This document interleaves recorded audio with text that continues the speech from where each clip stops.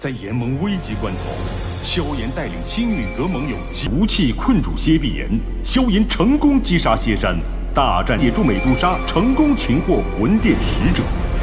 锤镜能否成功化解冰河谷危机? Lúc này, sau khi bị Dược lão tung quyền đánh bay, cả ba huynh đệ Hạp Ma Tam Quỷ mặt liền biến sắc. Đến đây, tên được gọi là đại ca gấp gáp nói: "Lão Tam, ba người kia đi cùng lão già này, người qua bắt bọn chúng lại, hai người chúng ta liên thủ cầm chân Dược Trần." "Được đại ca, cho ta vài phút là xong." Dứt lời, tên này liếm mép vẻ thèm thuồng, thân hình lập tức phóng về phía hai nữ nhân bên cạnh Tiêu Viêm. Thế vậy, Tiêu Viêm lập tức thi triển Thiên Hỏa Tam Huyền biến, sau đó trước ngực liền ngưng tụ năng lượng, 4 loại hỏa diễm lập tức xuất ra rồi dần tụ lại. Bên cạnh, Thải Lân dùng ra bản thể, Tiểu Y Tiên thi triển ra một con mãng xà, cả hai liền cuốn lấy tên kia và cùng hắn ta giao chiến quyết liệt. Vừa giao chiến, tên kia vừa buông những lời lẽ khiêu khích, khiến hai mỹ nhân rất ngứa mắt. Tuy nhiên sau một hồi, cái tên nhân hạt tử bất ngờ nhíu mày khi nhìn về phía Tiêu Viêm. Không chậm trễ, hắn liền phóng về phía Tiêu Viêm và đuổi theo anh ấy. Đáng tiếc, hắn muốn chạm tới Tiêu Viêm thì đã lập tức bị anh ấy thuấn di tránh né. Cùng lúc đó phía xa, hai gã đồng bọn của hắn cũng bị Dược lão đập cho tơi tả. Thấy tình hình nguy cấp, hắn liền quay sang Tiểu Y Tiên định bắt lấy nàng. Đáng tiếc, đúng vào lúc đó thì từ sau lưng hắn, Tiêu Viêm với đóa hỏa linh kinh người đã từ trong tay phóng ra, rồi nhanh chóng bay về phía của hắn. Chỉ thấy bùm một tiếng, cả trời đất đều trở nên run rẩy, cát bay đá vỡ, khói bụi tràn ngập khắp thiên địa, kinh khí cùng dị tượng kinh người bạo phát khắp đất trời. Khi mọi thứ qua đi, chỉ thấy gã có tu vi gần với bán thánh kia đã tan biến từ bao giờ, đến xác cũng chẳng tìm thấy. Phía xa, hai tên đại ca của hắn dò xét không thấy Tam Đệ đâu thì sợ hãi, không dám dây dưa với Dược lão, cả hai lập tức quay đầu bỏ chạy mất mật. Đáng tiếc, Dược lão không cho chúng chạy thoát, bàn tay vung lên, ông lập tức chấn bay hai tên kia ra xa. Sau đó, bọn chúng liền chia ra tẩu thoát.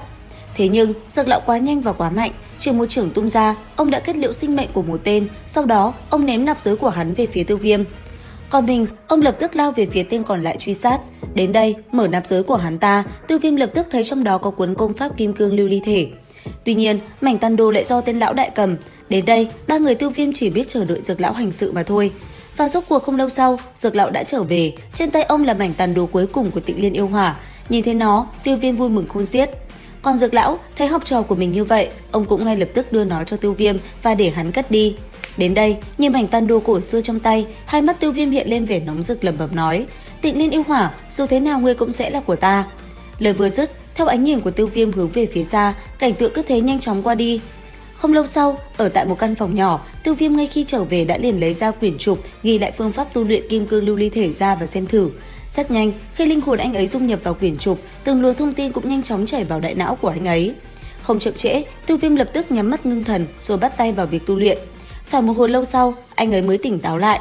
Tuy vậy, trong lúc Tiêu Viêm đang ngồi trầm ngâm suy nghĩ thì Dược lão đã bước vào căn phòng. Nhìn học trò của mình, thanh âm của ông vang lên nói: "Mau đem tấm cổ đồ kia ra xem thử, ta cũng rất tò mò khi gộp đủ lại nó sẽ như thế nào." Nghe vậy, Tiêu Viêm cũng gật nhẹ đầu, ngón tay vuốt nhẹ lên nạp giới, từng tấm tàn đồ từ từ bay ra rồi đặt lên bàn. Xong xuôi, anh ấy liền tiến hành ghép từng mảnh lại với nhau. Khi tấm tàn đồ cuối cùng được xếp vào vị trí, Tiêu Viêm mới thở phào một hơi. Tuy nhiên, nhìn nó, anh ấy lại không thấy nó có gì đặc biệt. Mặc dù thế, Dược lão chỉ nhìn thoáng qua, ông đã thấy điểm huyền diệu ở trong đó. Suy nghĩ một hồi, ông liền nói Tiêu Viêm nhỏ vào đó một giọt tinh huyết. Nghe được lời này, Tiêu Viêm cũng liền làm theo, anh ấy nhỏ một giọt tinh huyết vào trung tâm của mảnh tàn đồ. Tuy nhiên, khi huyết sắc rơi vào, mảnh tàn đồ vẫn không động đậy. Nhìn nó, Tiêu Viêm lập tức mất kiên nhẫn, còn Dược lão, ông cũng không khỏi có chút nghi hoặc. Thế nhưng, chưa để Dược lão nghĩ ra điều gì, Tiêu Viêm đã vội vàng nói: "Nếu đã vô dụng, vậy thì giữ lại nó có tác dụng gì?" Dứt lời, anh ấy liền phóng ra một luồng hỏa diễm và 4 mảnh tàn đồ ở trước mắt Dược lão. Thật bất ngờ, ngay khi hỏa diễm vừa mới chạm vào tàn đồ, mảnh tàn đồ kia tưởng chừng như sẽ bị bốc cháy, thì bất chợt trong nó lại bạo phát ra một cỗ kình lực. Sau đó, khi cỗ kình lực kia sáng lên, nó lập tức hiện ra những văn tự kỳ lạ. Giật mình nhìn lại, Dược lão chậm rãi đọc từng chữ nói: "Song nguyệt đồng hiện, cửu tinh nhất thể, thiên địa triều tịch, yêu hỏa hàng thế." Nghe được mấy chữ này, Tiêu Viêm vẫn không hiểu hàm ý trong nó là gì, cuối cùng vẫn là phải nhờ Dược lão giảng giải. Đầu tiên, song nguyệt đồng hiện, cửu tinh liên thể là một kỳ cảnh do thiên địa tạo nên, ngàn năm mới xuất hiện một lần. Thứ hai, thiên địa triều tịch chính là thứ do kỳ cảnh này dẫn phát tạo ra, khi nó xuất hiện thì Tịnh Liên yêu hỏa cũng dáng thế. Nếu tính thời gian, chúng ta còn 3 năm, trong thời gian này, người nhất định phải gia tăng thực lực tới đấu thánh, nếu không, dù cho yêu hỏa hàng thế cũng không làm gì được. Nghe vậy, Tiêu Viêm cũng khẽ gật đầu, sắc mặt nghiêm nghị đáp: "Thời gian 3 năm, ta nhất định phải đạt đến đấu thánh." Lời anh ấy vừa dứt thì Dược lão đã mỉm cười nói Tiêu Viêm mau thu lại 4 mảnh tàn đồ. Thế nhưng, ngay khi bàn tay Tiêu Viêm chạm vào nó thì bất chợt, từ trong tàn đồ lóe lên một luồng ánh sáng chui thẳng vào giữa mi tâm của Tiêu Viêm. Khi Tiêu Viêm dùng linh hồn dò xét, anh ấy bất ngờ phát hiện ra trong đại não của mình bây giờ đang có một đốm lửa lơ lửng giữa hư không. Nhìn nó, Tiêu Viêm muốn phá bỏ thế nhưng cũng không được. Trước mắt chỉ thấy bên cạnh đốm lửa đó có 4 chữ Tịnh Liên Yêu Thánh mà thôi. Bên ngoài, Dược lão vẻ mặt thì vô cùng lo lắng, bàn tay đấu khí liền xuất hiện. Tuy nhiên, đúng vào lúc ông định ra tay thì Tiêu Viêm đã tỉnh lại. Thấy vậy, Dược lão liền hỏi: "Tiểu tử, đã xảy ra chuyện gì?" "Nó ở trong đầu của con, nhưng cố gắng thế nào con vẫn không thể làm nó di động. Một số cường giả viễn cổ dù qua được linh hồn họ vẫn còn tồn tại, có lẽ đó là linh hồn của người kia. Con cũng không biết, nhưng con chỉ thấy bên trong có 4 chữ Tịnh Liên Yêu Thánh mà thôi. Nếu ta không đoán sai thì vị Tịnh Liên Yêu Thánh này chính là một cường giả cực mạnh của bạn năm trước, hắn từng là chủ nhân của Tịnh Liên Yêu Hỏa, thực lực tiệm cận với đấu đế. Vậy, vật trong mi tâm của con là thứ do Tịnh Liên Yêu Thánh để lại sao?" "Đúng vậy, chắc hẳn cả tấm cổ đồ này cũng là do hắn để lại. Thế nhưng trước mắt, ngươi phải mau chóng đột phá đấu thánh trước. Trong 3 năm này, nếu ngươi đoạt được bồ đề tâm, như vậy cơ hội đạt tới đấu thánh sẽ là rất lớn. Lão sư, nơi bồ đề cổ thụ xuất hiện là cổ vực Bạng Hoang, đó lại là cấm địa của nhân loại. Chúng ta muốn đến đó không dễ chút nào. Nếu đơn giản thì đó còn đến lượt chúng ta sao? Trong tay con có một miếng bồ đề tử, đó là ưu thế của con."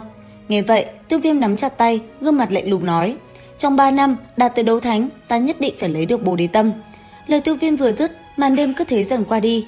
Không lâu sau, Tiêu Viêm bây giờ đã ở cùng Dược lão và hai mỹ nhân có mặt ở một nơi vắng vẻ.